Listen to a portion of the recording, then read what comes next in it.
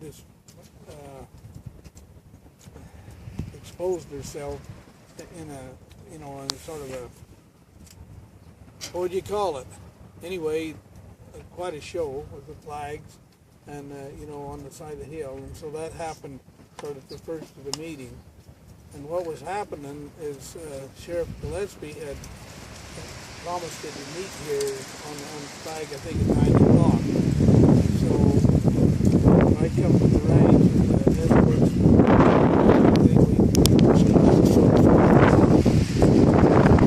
he wanted to go to negotiate with me, so he'd sent somebody down there to the ranch trying to get me to talk to him. And then when I come past the trailer house up here, they tried to get me to go in the trailer house and talk to Leslie.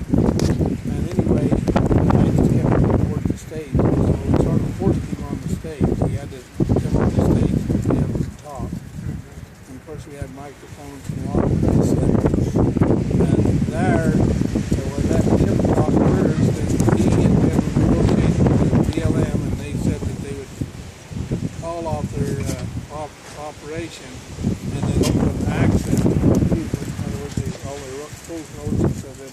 They give us access to call off the operation.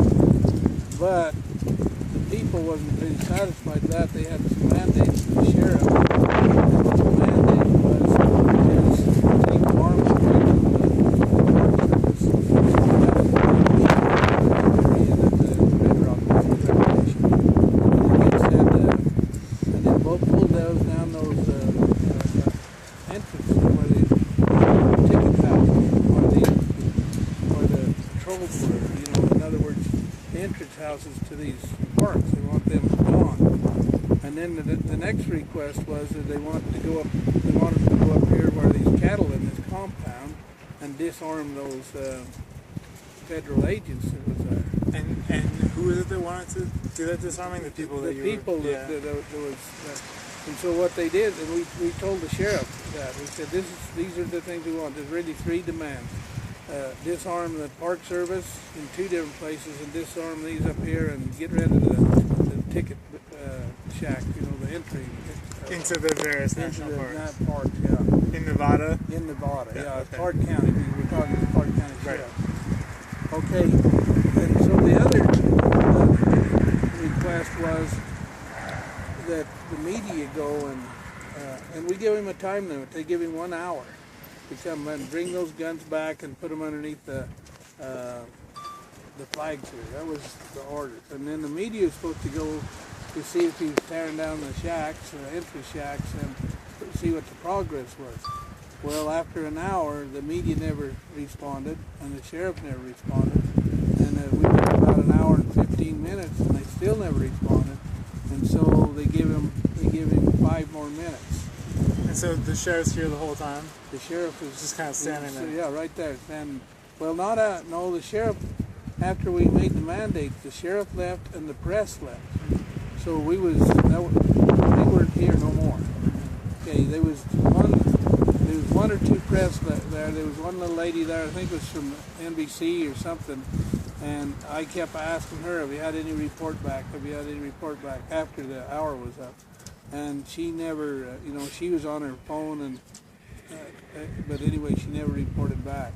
And the sheriff never reported back. And so after about an hour and 20 minutes, I basically said, well, we got a job that needs to be done, go get it done. Now, nothing was ever said about cattle up to this point. But the people who was in the group kept on saying, what about the cattle? When in the deal, when he made the deal, they never did say anything about the cattle. So anyway, when we said, well, there's a job that needs to be done, they, I guess, assumed that it was the cattle that needed to be rescued. And so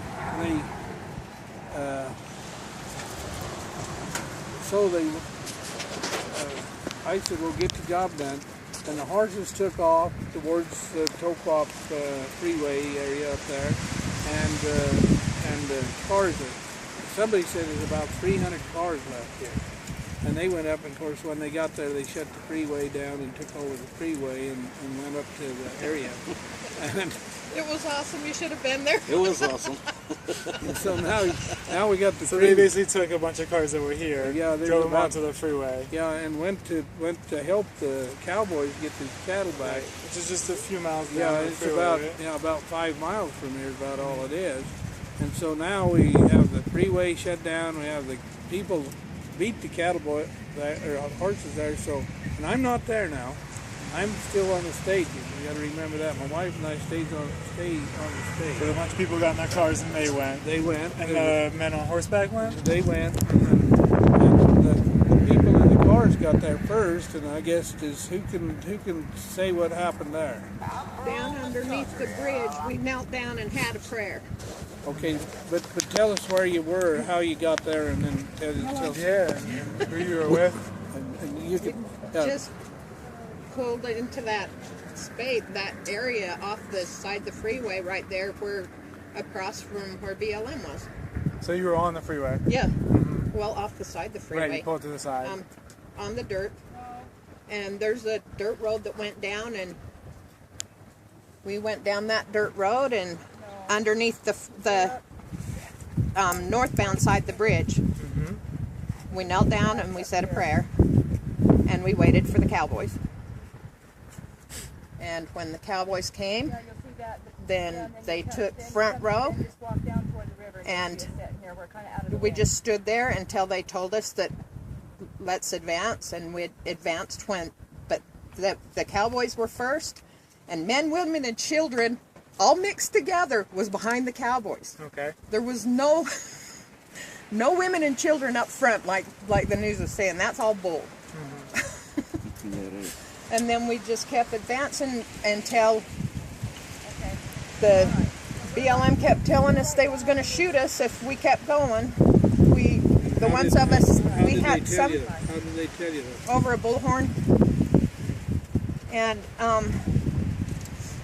telling us to disperse or they'd shoot, and we just kept advancing. The ones of us, there was people that had sidearms. They were not in their hands, they were on their sides. The people that had rifles had the barrel pointed into the dirt.